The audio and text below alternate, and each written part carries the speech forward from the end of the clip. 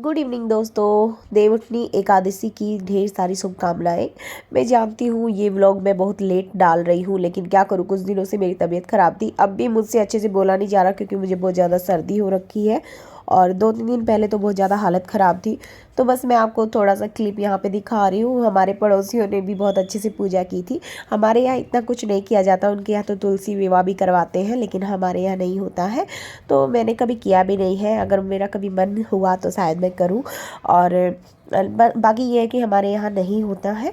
और फिर यहाँ पे मैंने बस ऐसे ही हमारे यहाँ देवताओं को उस दिन जगाया जाता है, तो थोड़ा सा कुछ मीठा वगैरह रखते हैं, हम तुलसी की पूजा कर लेते हैं। तो मैंने यहाँ पे काजू कतली रखी थी मीठे के तौर पे। आप चाहे तो घर पे भी कुछ बना सकते हैं, हलवा बना लो, चूरमा बना लो, या फिर कुछ और भी, खीर वगैरह भी बना सकते हैं। नहीं सॉरी, खीर नहीं बनाते आई थिंक, क्योंकि चावल नहीं बनाना होता एकादशी को हमारे यहाँ पे।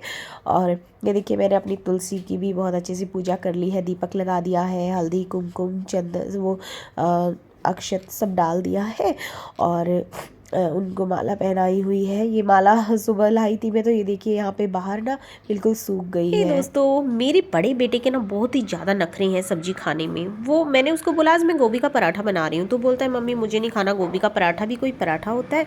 मैंने बोला तुम एक बार टेस्ट करके देखो, एक बार खा लोगे ना तो तुम्हें मज़ा आ जाएगा। मैंने गोभी ले ली, उसको जो है पानी में अच्छे से धो लिया, साफ़ कर लिया, फिर उसे चॉपर में चॉप करके उसमें नमक डाल के उसे रख दिया। जब उसने पानी छोड़ दिया, पानी पूरा निचोड़ लिया है।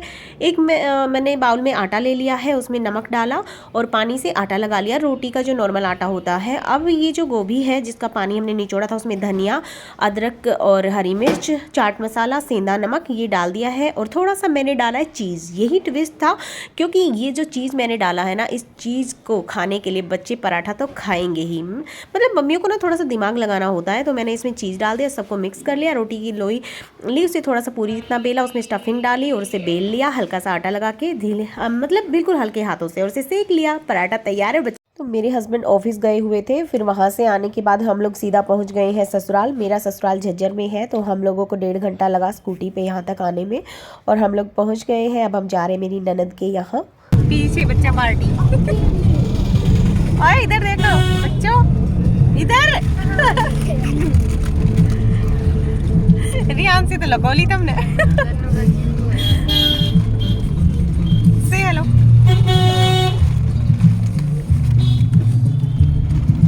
तो फ्रेंड्स, आप सोच रहे होंगे कि हम कहाँ जा रहे हैं। हम लोग जा रहे हैं मेरी ननद के यहाँ। मेरी छोटी ननद है, उनको अभी दूसरा बेटा हुआ है, तो वहीं पे हम पीलिया देने जा रहे हैं। पहले मंजू के दे दे, फिर अंदर दे।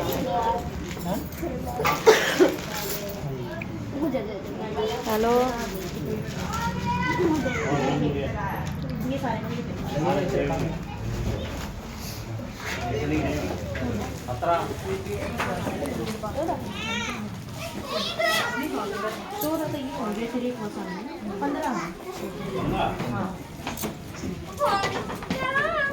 तो फ्रेंड्स, हम पहुंच गए मेरी ननद के यहाँ, और यहाँ पहुंचने के बाद हमने सबने चाय नाश्ता लिया, और उसके बाद यहाँ पे पीलिया दे रहे हैं। मतलब हम लोग जो कपड़े गहने लेके गए थे मेरी ननद के और बच्चे के, वो सब हम अभी यहाँ पे दे रहे हैं। हमारे यहाँ पे ऐसे लोगों को बिठा करके सबके बीच में ऐसे सामान दिया जाता है।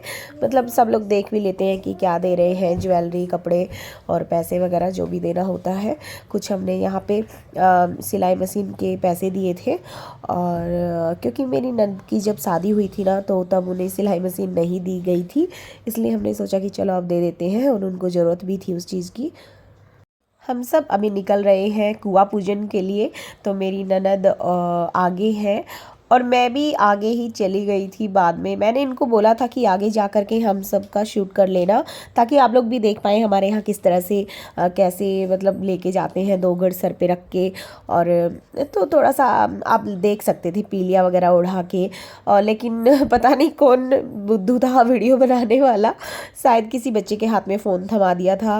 मैंने मेरी ननद को दिया था, बट उन्होंने शायद किसी को दे दिया था बनाने के लिए वीडियो। उनको कुछ समझ में नहीं आया, उन्होंने कुछ भी बना दिया। बस हम लोगों को दिखाया ही नहीं, आगे हम लोग थे। और यहाँ पे फिर हम लोग घर आ गए हैं कुआं पूजन करने के बाद में। यहाँ आने के बाद 2 घड़ भरी जाती है पानी की, और यहाँ पे भी पूजा की जाती है। तो वहीं मेरी ननद अभी कर रही है, तो यहाँ पे उनकी सास उनसे पूजा करवा रही है। और अभी इसके बाद हम सब लोग डांस करेंगे और खाना वाना खा लेंगे और फिर हम जाएंगे वापस। अभी आज तो हम लोग ससुराल ही जाएंगे क्योंकि रात हो चुकी है और फिर नेक्स्ट डे हम लोग ससुराल में ही रुकने वाले हैं। उसके अगले दिन हम लोग निकल जाएंगे वापस दिल्ली। तो मेरी ननद जो है यहाँ पे बहुत अच्छी लग रही थी। मतलब ये हमारे यहाँ पे ना ऐसे एक तरह से परेशान भी हो जाते हैं इन कपड़ों में, लेकिन अच्छा भी लगता है। और ये देखिए हमारे गन्नू को, ये हैंडसम बॉय है, इसने चोट लगवा रखी थी तो थोड़ा अजीब सा लग रहा था। ये कोट पैंट पहन के आया था।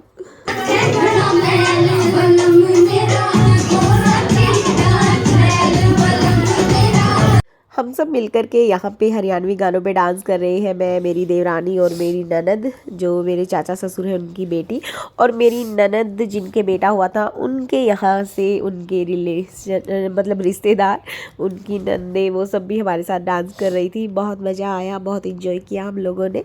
बस थोड़ा सा ये था कि म्यूजिक थोड़ा सा लाउड नहीं था, इसलिए मुझे थोड़ा सा कम मज़ा आ रहा था डांस करने में।